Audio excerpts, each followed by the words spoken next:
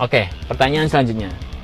Jika BBM jenis premium telah hilang dan rencananya Pertalite juga akan hilang, terus BBM penggantinya apa? Jelas bahwa penggantinya BBM yang akan hilang tersebut adalah BBM dengan nilai oktan tinggi. Benar nggak guys? Preview.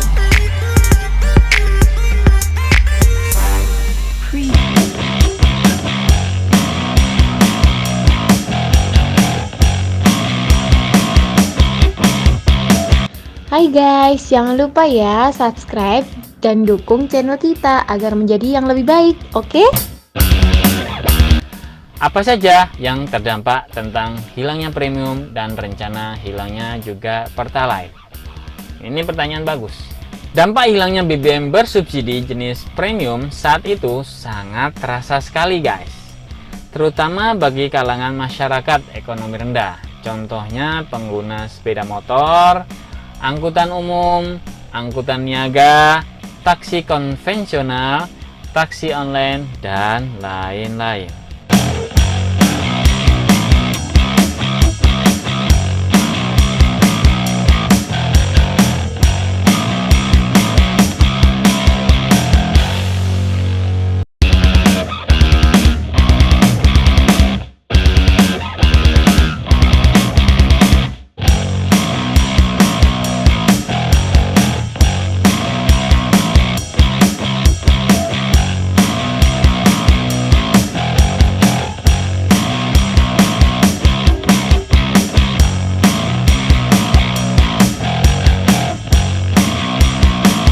Oke, next pertanyaan selanjutnya.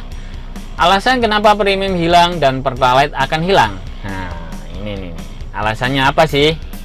Alasan penghapusan BBM premium dan Pertalite mulai 2022 tahun ini adalah karena dua jenis BBM tersebut akan ditransisi ke penggunaan jenis BBM yang lebih ramah lingkungan atau memiliki nilai oktan dalam kurung research octane number di atas 91 guys. Tamax. Sementara itu, sejumlah langkah yang dipersiapkan Pertamina untuk penghapusan BBM premium dan Pertalite ini yakni sebagai berikut. Jadi Pertamina sebagai pendistribusian bahan bakar BBM ya, itu mempunyai 3 langkah guys. Langkah-langkahnya sudah pernah dilakukan nih kayaknya. Langkah pertama, pengurangan bensin premium. Nah, tuh disertai dengan edukasi dan kampanye untuk mendorong konsumen menggunakan BBM RON 90 ke atas. Langkah pertama. Langkah kedua, penggunaan bensin premium dan Pertalite di SPBU disertai dengan edukasi dan kampanye untuk mendorong menggunakan BBM di atas RON 90 ke atas. Langkah ketiga, simplifikasi produk yang dijual di SPBU hanya menjadi 2 varian, yakni BBM RON 91 atau 92 Pertamax dan BBM RON 95 Pertamax Turbo. Wow, harganya juga Pertamax. Gini ya guys, kalau menurut Serba Bagus sendiri sih, mungkin itu bisa jadi disebabkan karena faktor bisnis dan faktor politik ya guys, nggak melulu faktor kerusakan lingkungan. Bukan hanya faktor kerusakan lingkungan yang telah disebutkan di atas tadi. Betul nggak guys? Kamu bisa lihat sendiri kan, SPBU asing di negara kita, mereka hanya jual BBM beroktan tinggi. Nah, negara kita juga nantinya akan disamakan dengan mereka guys.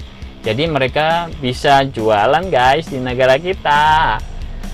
Yang tidak mereka tahu adalah, yang mungkin mereka lupa ya, yang membuat kebijakan itu, mereka yang menggunakan BBM beroktan tinggi di negara itu negaranya sudah maju guys, pendapatan per kapitanya sudah tinggi, sedangkan kita masih rendah guys di bawah mereka yang menggunakan BBM, negara yang menggunakan BBM beroktan tinggi. Jadi menurut saya sih belum saatnya gitu loh. Mungkin 5-10 tahun yang akan datang, mungkin 3-5-10 tahun yang akan datang ya. Kalau BBM kita bersubsidi dan beroktan rendah, SPBU mereka dijamin nggak bakal laku guys. Bener nggak? Pertanyaan selanjutnya. Jika polusi udara tinggi karena membakar BBM yang juga tinggi, kenapa nggak dibatasi saja jumlah kendaraan? Pertanyaan yang bagus sekali. Guys, ini nih, yang sampai saat ini serba bagus juga bingung memikirkannya. Jika pembakaran BBM di kendaraan menjadi salah satu penyebab kerusakan lingkungan, kenapa kendaraannya saja yang nggak dibatasi? Ayo, bener nggak? Kenapa seolah-olah negara kita membiarkan bahkan mendukung penjualan kendaraan secara masif, di mana semakin banyak kendaraan, maka semakin banyak juga BBM yang dibakar kan guys? Bener nggak? Justru saat ini pemerintah memberikan kemudahan kepemilikan kendaraan dengan pajaknya menjadi 0% atau kita tahu sebagai PPNBM kalau nggak salah seperti itu ya. Bener nggak? Bahkan kita juga lihat sendiri setiap rumah guys, berapa jumlah keluarganya, sejumlah itu pula jumlah kendaraan roda 2 atau roda 4-nya. Ngeri ya? Bahkan kini kita lihat sendiri juga bahwa dimanapun ada gang, di situ juga ada mobil yang parkir di pinggir-pinggir jalan guys. Sumpek gak guys? Sumpek deh. Padahal anak kecil saja juga tahu bahwa pembakaran BBM melalui kendaraan bukanlah satu-satunya penyebab kerusakan lingkungan. Selain itu, masih banyak penyebab kerusakan lingkungan yang lain guys. Dan bahkan di rumah-rumah kita pun kita biasa melakukannya. Nggak percaya? Terus simak vlog ini sampai selesai ya guys. Oke. Next question.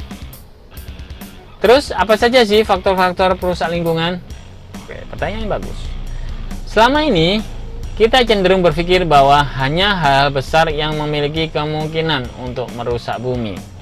Contohnya pencemaran udara oleh asap-asap yang bergumul pekat dari copong pabrik, limbah tekstil yang dibuang begitu saja ke sungai, efek rumah kaca yang mengakibatkan es di kutub mencair, dan lain sebagainya. Namun tahu nggak sih? Ternyata ada hal-hal kecil yang biasa kita lakukan, tapi punya potensi besar untuk merusak lingkungan. Kita gak bakal nyangka guys, seberapa berbahayanya hal-hal berikut. Apalagi jika dilakukan secara massal. Apa saja itu? 1. Penggunaan plastik yang masif.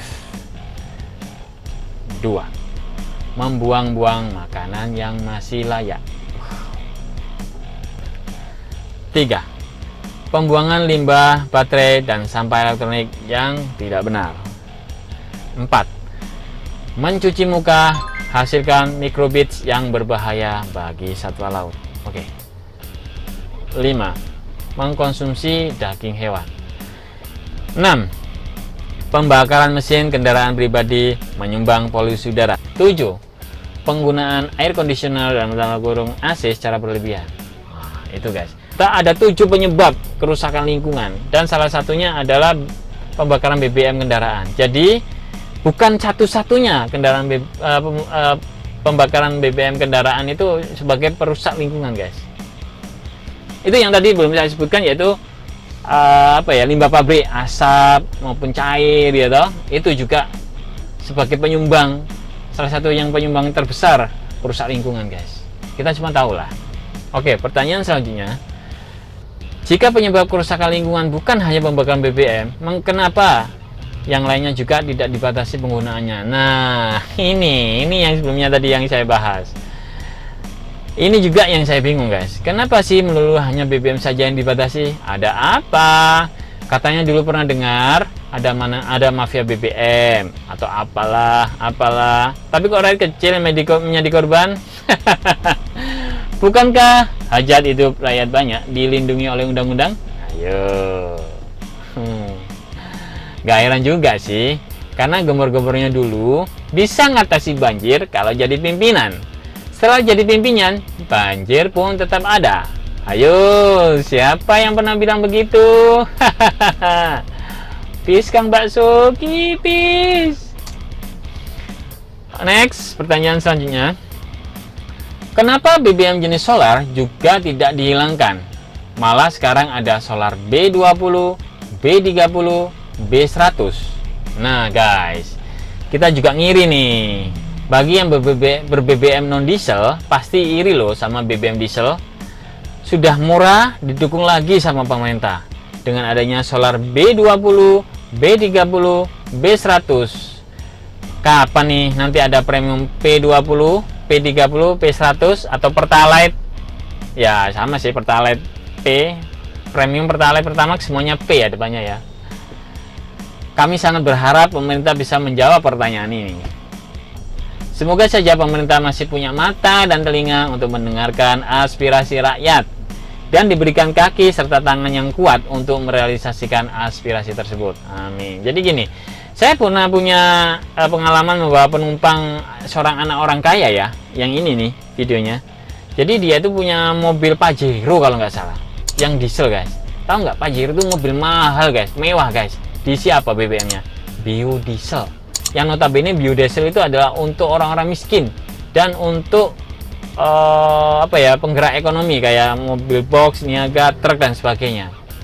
Untuk ekonomi bawah. Kalau untuk ekonomi atas itu pakai solar dex kalau nggak salah ya. Tapi dia pakai biodiesel guys. Kamu tahu alasannya? Tonton videonya. Beneran itu. Oke, pertanyaan selanjutnya. Jika BBM jenis premium telah hilang dan rencananya Pertalite juga akan hilang, terus BBM penggantinya apa? Jelas bahwa penggantinya BBM yang akan hilang tersebut adalah BBM dengan nilai oktan tinggi. Benar nggak guys?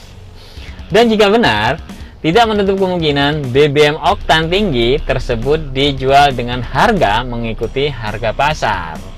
Rugi kan kalau dijual harga bersubsidi? Nanti apa kata dunia? Seperti yang Katia bilang, kalau BBM Pertamax Turbo dikasih subsidi guys, mereka SPBU asing nggak bisa jualan, dijamin. Kenapa? Karena harga kita lebih murah. Dan ketika Pertamax dan Pertamax Turbo mengikuti harga pasar, mereka bisa jual guys, ya kan? Itu artinya. Oke guys, segitu aja penjelasan saya. Saya pribadi dari Serba Bagus sangat menyesalkan kenapa BBM premium dan nanti kemudian Pertalite akan dihilangkan. Karena menurut saya kedua BBM itu adalah tulang punggung masyarakat ekonomi menengah ke bawah. Untuk yang punya mobil, yang seperti saya ini bukan punya mobil ya, yang kredit mobil untuk pekerjaan taksi online, ya kan cari uang kan, bukan punya mobil terus punya untuk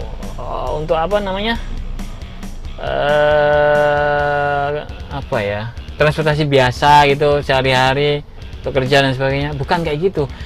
Kita ini driver taksi online punya mobil untuk cari uang guys, cari uang. Jadi bayangkan jika BBM premium sudah dihilangkan, sekarang Pertalite, sedangkan tarif taksi online itu dulunya waktu keluar tarif taksi online itu pada saat masih ada BBM premium loh guys.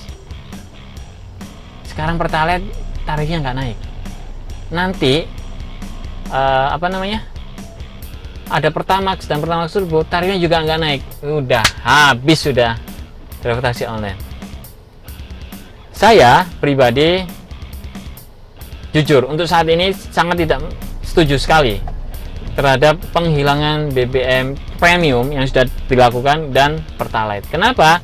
Karena kita belum siap. Kapan siapnya? Ya nunggu income per kapita kita tinggi. Contoh sederhana yaitu mobil-mobilnya sudah bagus-bagus semua di jalan. Sekarang masih banyak mobil-mobil butut, motor-motor butut. Mobil ini guys, itu kasih premium masih bisa kok. Pertalite juga masih bisa, Xenia Avanza. Ya. Jadi saya sangat berharap sekali dipikir ulang lah. Karena penyebab kerusakan lingkungan bukan satu-satunya hanya disebabkan oleh pembakaran BBM melalui kendaraan. Oke, terima kasih sudah menonton sampai selesai. Jangan lupa like, comment, share, dan subscribe-nya. Dukung terus channel ini. Dan bye-bye.